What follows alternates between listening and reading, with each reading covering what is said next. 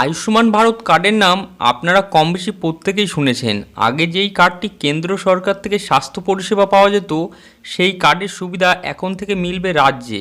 তবে এই কার্ডটি অ্যাপ্লাই করতে হলে আপনাদের যে সমস্ত প্রয়োজনীয় ডকুমেন্ট বা কারা কারা অ্যাপ্লাই করতে পারবেন বা কিভাবে বা অ্যাপ্লাই করবেন, সমস্ত কিছু এই ভিডিওটির মাধ্যমে শেয়ার করব। তাই ভিডিওটি সম্পূর্ণ স্কিপ না করে প্রথম থেকে শেষ পর্যন্ত দেখতে থাকবেন, যাতে করে এই কার্ডটি অ্যাপ্লাই করতে গেলে আপনাদের কোনো প্রকার অসুবিধা না হয়। সর্বপ্রথম আপনাদের ভিতরে শেয়ার করব এই আয়ুষ্মান ভারত কার্ডটি আপনারা অ্যাপ্লাই করলে যে সমস্ত সুবিধা, অর্থাৎ আপনাদের চিকিৎসা ক্ষেত্রে যে সুবিধাগুলি মিলবে, এবার একে একে আপনাদের ভিতরে শেয়ার করব। সর্বপ্রথম যে সুবিধার কথা বলা আছে এখানে, যে পরিবারের পিছু সর্বোচ্চ 5 লক্ষ টাকা পর্যন্ত আপনাদের স্বাস্থ্যর একটি কভারেজ দেওয়া হবে এবং ক্যাশলেস পেপারলেস চিকিৎসা পরিষেবা এখানে পাওয়া যাবে। এবং তৃতীয়ত, হাসপাতালে ভর্তির চিকিৎসা, অর্থাৎ আপনাদের যে সমস্ত হাসপাতালে ভর্তি হতে গেলে যে সমস্ত চিকিৎসা খরচ, সমস্ত কিছু বহন করবে এই আয়ুষ্মান ভারত কার্ড।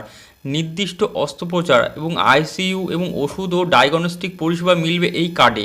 এছাড়াও ভর্তির আগে ও ছাড়ার সময় পরে নির্দিষ্ট চিকিৎসার সুবিধা পাওয়া যাবে এই আয়ুষ্মান ভারত কার্ডে। এবং ভারতে অনুমোদিত হাসপাতালগুলির চিকিৎসার সুবিধা মিলবে। অর্থাৎ এতদিন পর্যন্ত আপনাদের স্বাস্থ্যসাথী কার্ডে আপনাদের ওয়েস্ট বেঙ্গলে আপনাদের চিকিৎসার সুবিধা মিলত, কিন্তু এই আয়ুষ্মান ভারত কার্ড আপনারা অ্যাপ্লাই করলে আপনাদের ওয়েস্ট বেঙ্গলের বাইরে, অর্থাৎ আপনাদের ইন্ডিয়াতেও আপনাদের বিভিন্ন হসপিটালে, নামি দামি হসপিটালে আপনাদের চিকিৎসার সুবিধা। পরবর্তীতে সবথেকে ইম্পর্টেন্ট যে পার্টটি, অর্থাৎ আপনাদের এই অ্যাপ্লাই করতে হলে যে সমস্ত প্রয়োজনীয় ডকুমেন্টগুলি লাগবে, সেই ডকুমেন্টের লিস্ট এবার একে একে আপনাদের সামনে তুলে ধরবো। সর্বপ্রথম যে ডকুমেন্টের লিস্টের কথা বলা আছে, সেই ডকুমেন্টের লিস্টে প্রথমে আছে রেশন কার্ড। অর্থাৎ আপনাদের অ্যাপ্লাই করতে হলে ব্যক্তিদের রেশন কার্ড লাগবে, আধার কার্ড লাগবে এবং পরিবারে যে ভোটার কার্ড, সেই ভোটার কার্ডটি লাগবে। এবং যদি আপনাদের স্বাস্থ্যসাথী কার্ড এর আগে থেকে থাকে, সেই ক্ষেত্রে সেই কার্ডটি লাগবে। অর্থাৎ এই 4টি ডকুমেন্ট, অর্থাৎ যদি স্বাস্থ্যসাথী কার্ড থেকে থাকে সেই ক্ষেত্রে আপনাদের স্বাস্থ্যসাথী কার্ডটি দেবেন, আর যদি না থেকে থাকে এই 3টি ডকুমেন্ট, অর্থাৎ রেশন কার্ড, আধার কার্ড এবং ভোটার কার্ড, এই 3টি ডকুমেন্ট আপনাদেরকে দিতে হবে।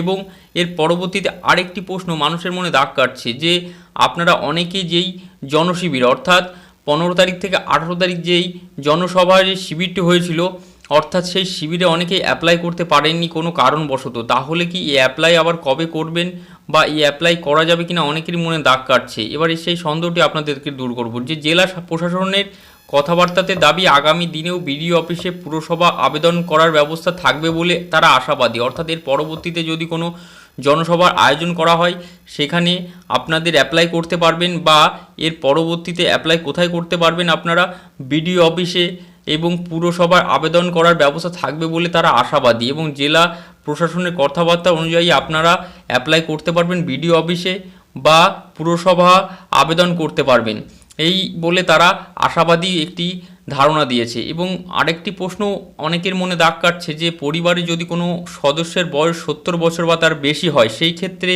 তাদের কি করতে হবে। অর্থাৎ 70 বছর বা তার বয়সী যদি প্রত্যেক ব্যক্তিদের আলাদা ফর্মের মাধ্যমে নথিভুক্ত করতে হবে। পরিবারের অন্য সদস্যের ক্ষেত্রেও যোগ্যতা অনুযায়ী পৃথক আবেদন করতে হতে পারে।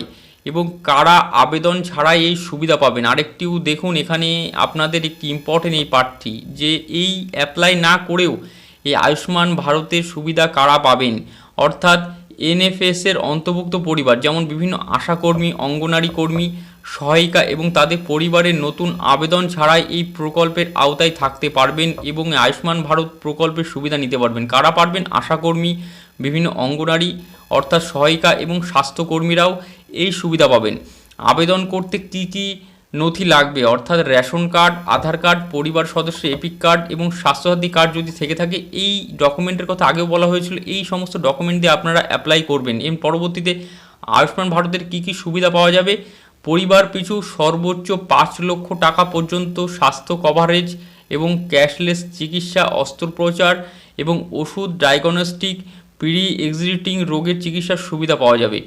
এবং এই ধারণা, অর্থাৎ আপনাদের যে ডকুমেন্ট বা কোথায় জমা করবেন, কারা সুবিধা পাবেন এবং যে সমস্ত ব্যক্তিরা অ্যাপ্লাই ছাড়া সুবিধা পাবেন, সমস্ত কিছু আপনাদের এই ভিডিওটির মাধ্যমে শেয়ার করা হলো। এই ধারণা নিয়ে এবং আপনারা এই ফর্মের মাধ্যমে আপনারা জমা করে এই আয়ুষ্মান প্রকল্প, অর্থাৎ আয়ুষ্মান ভারতের এই সুবিধাটি নিতে পারবেন। এই ছিল আমাদের সম্পূর্ণ ভিডিও বন্ধুরা। ভিডিওটি ভালো লেগে থাকে ভিডিওটিকে অবশ্যই একটি লাইক করবেন, আরও বেশি বেশি করে শেয়ার করবেন বন্ধুদের ভিতরে, যাতে করে এই গুরুত্বপূর্ণ প্রকল্পের আপডেট সকলে জানতে পারে।